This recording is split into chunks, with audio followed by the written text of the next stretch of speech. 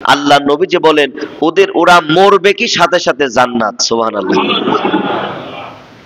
হাদিসের মধ্যে আসছে এই রকম, মান করা আয়াতুল কুরসি দুবুরা কুল্লা সলাতিন মাকতুবা, তার মানে দুবুরা কুল্লা সলাতিন মাকতুবা, 5 ওয়াক্ত নামাজের পরে, ফরজ নামাজের পরে কেউ কোনো ব্যক্তি যদি আয়াতুল কুরসি পড়ে, ফরজ নামাজের পরে যদি 5 ওয়াক্ত নামাজের পরে আয়াতুল কুরসি পড়ে, নবীজি বলেছে এই আয়াতুল কুরসি পড়ার এই আমলটার শক্তি ক্ষমতা এতটা, ওই ব্যক্তি মরবে কি সাথে সাথে জান্নাতে।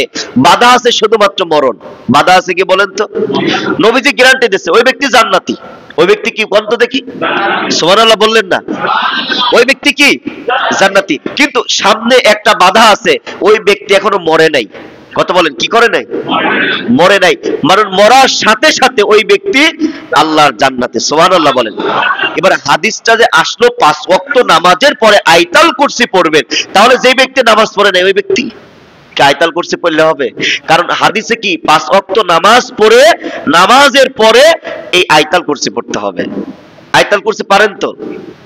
এই যে সবাই পারেন না, তাহলে শিকার সময় তো এই রমজান মাস। এই রমজান মাস কি জানেন, আপনি অন্য মাসে আয়াতুল কুরসি মনে করেন যে 200 বার পড়ার পরে আপনার হবে একটা শব্দ, আর রমজান মাসে 5 বার বলবেন আপনার কণ্ঠে চলে আসবে। কারণ রমজান মাসে কোরআন নাজিলের একটি মাস। এই হাফেজরা যে কোরআন পড়ে, যে হাফেজি তারাবি পড়ায়, শুধু আমাদের এখানকার না, যে কোনো হাফেজ সাহেবদেরকে যে দেড় পারা একাই পড়ায়, আমাদের এখানে পড়াচ্ছে আলহামদুলিল্লাহ।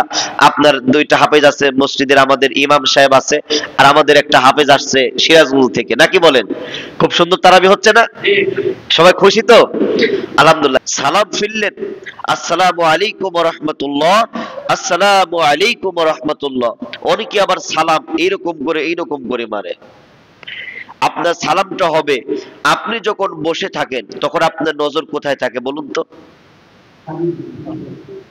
হ্যাঁ, না, আপনার কোষের মধ্যে থাকে। তখন এই কোষের মধ্যে সামনে 2 পায়ের মাঝখানে আপনার এই থাকবে, ঠিক আছে না?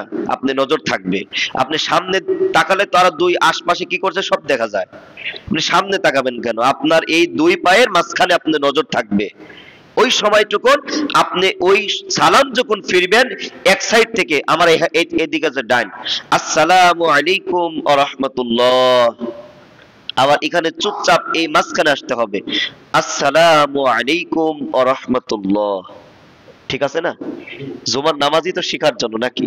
এটা শেখা হলো নাকি? অনেকে তো এরকম করে মার দেন।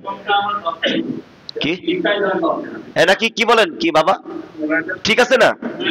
দেখেন, এটা কিন্তু ভুল ছিল। একজন যে বলছে, ওই নিজেই যে মুরব্বী বলছে, উনি যে নিজেই ভুল করে তা না, এটা কিন্তু আপনারা পড়াই করেন। চিন্তা করছেন কোন কথা কব আর কেমন হয় না? ভাই, শিক্ষা তো হয়ে গেল না, কি বলেন? তাহলে আপনি যখন বসে থাকবেন, আপনি যখন আপনার 2 হাঁটু দিয়ে যখন বসে থাকবেন, আপনি নজরটা কোথায় থাকবে? আপনার 2 পায়ের মাঝখানে থাকবে। সালাম ফিরবেন, এক সাইড থেকে নজরটা, আপনি সালাম ফিরছেন একবারে কাঁধে চলে যাচ্ছে, আবার আপনি সোজা হবেন, সোজা হওয়ার পরে আবার আসসালামু আলাইকুম ওয়া রাহমাতুল্লাহ শেষ হবে। তারপরে কি বলবেন? আল্লাহু আকবার, আল্লাহু আকবার, আল্লাহু আকবার, লা হাওলা ওয়ালা কুওয়াতা ইল্লা বিল্লাহিল আলিয়্যিল আযীম। তারপরে আল্লাহু লা ইলাহা ইল্লা হুয়াল হাইয়ুল কাইয়্যুম, লা তাখুযুহু সিনাতু ওয়ালা নাওম। এই কথাই বলতেছিলাম, এই আয়াতুল কুরসি যারা পড়বে